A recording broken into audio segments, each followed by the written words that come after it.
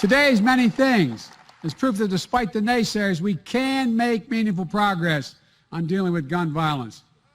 Because make no mistake, sit down, you'll hear what I have to say. If you think you...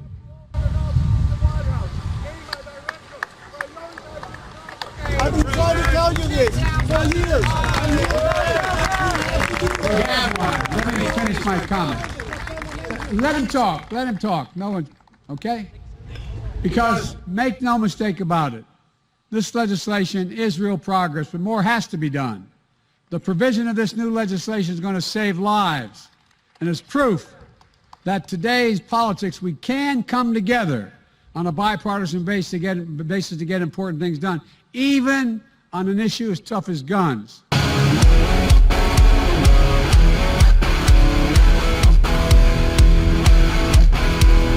Hey guys, study after study shows that if you want strong bones and muscles, healthy hair, skin, teeth, and nails, you need the 5 types of collagen in your diet.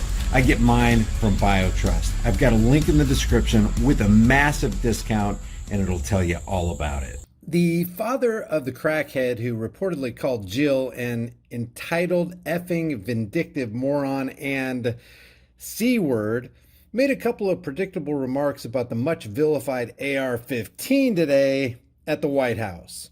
But of course, that's what politicians do when they're trying to wrestle freedoms from the already loose grip of compromising Americans. So, because Joey B made these comments, we're going to talk about it. Fed puppet Biden is once again appealing to Congress to go further with gun safety regulations, also known as gun control, also known as people control, and he's refreshed his desire to ban the dreaded assault weapons in the U.S. In remarks at the White House today, he included a vivid indictment of the proliferation of military-style assault weapons.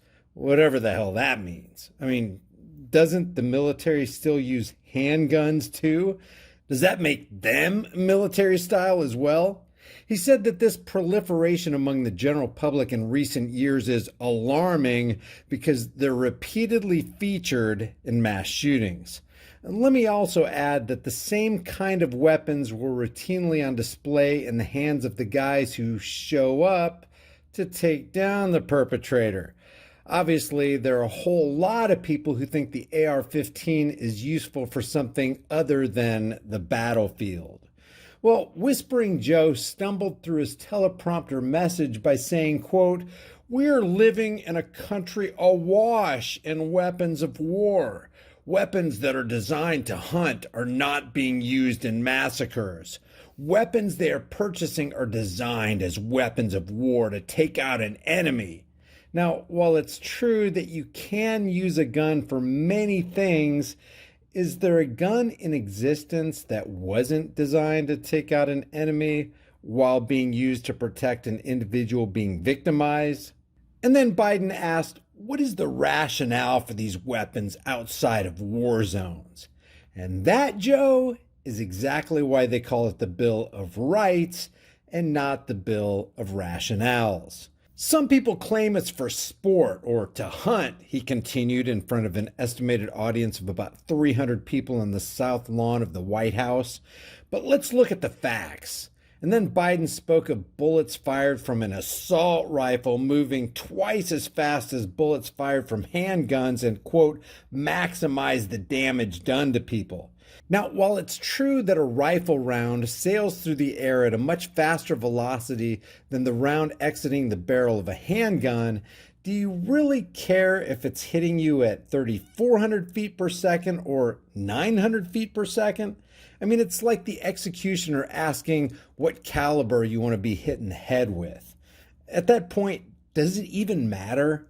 Biden said, quote, "Human flesh and bone is just torn apart, and as difficult as it is to say, that's why so many people and so many in this audience, and I apologize for having to say it, need to provide DNA samples to identify the remains of their children. Think of that."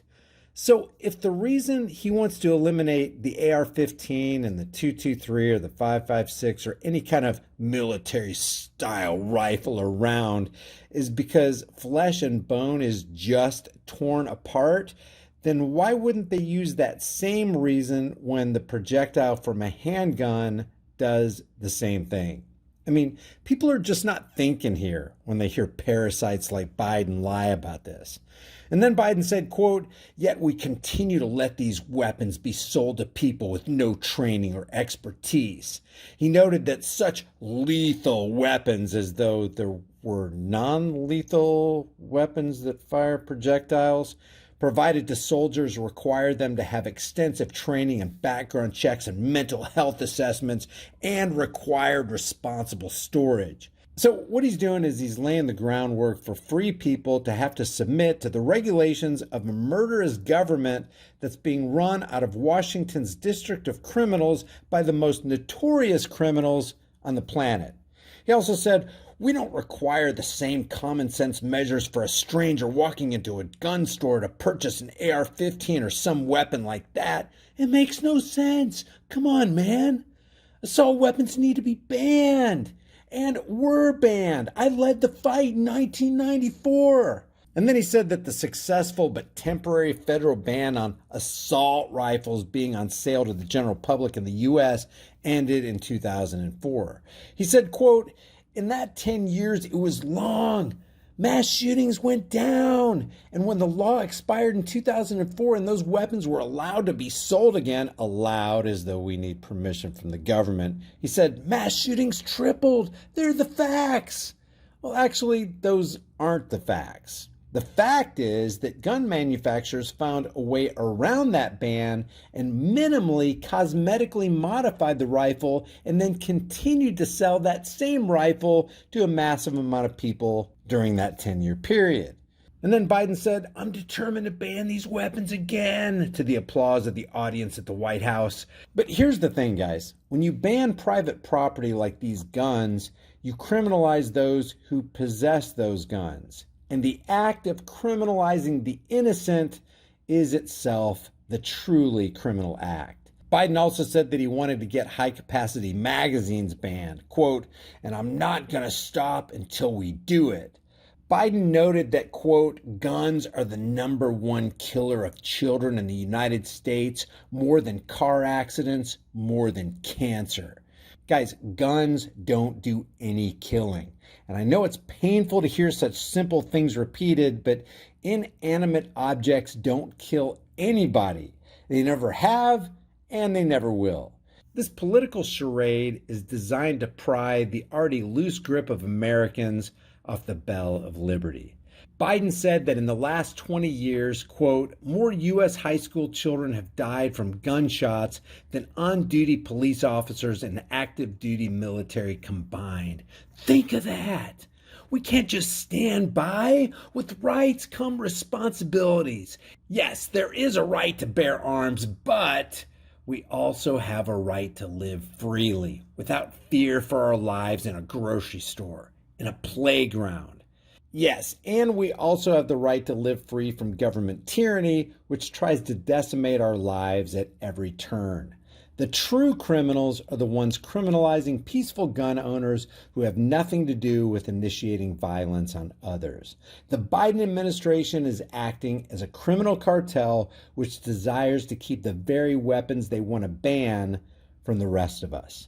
Guys, if you get something out of these videos, subscribe to the channel, hit the bell notification icon, give it a thumbs up, share it with everybody you know, and don't forget to subscribe to my private email list through my website, IamPeckFlix.com. If you want to support the channel further, grab a hard-hitting, conversation-starting design from the store that you can put on any shirt, hoodie, mug, cell phone case, whatever you want. The links are in the description. I'll see you guys in the next heavily censored shadow ban video.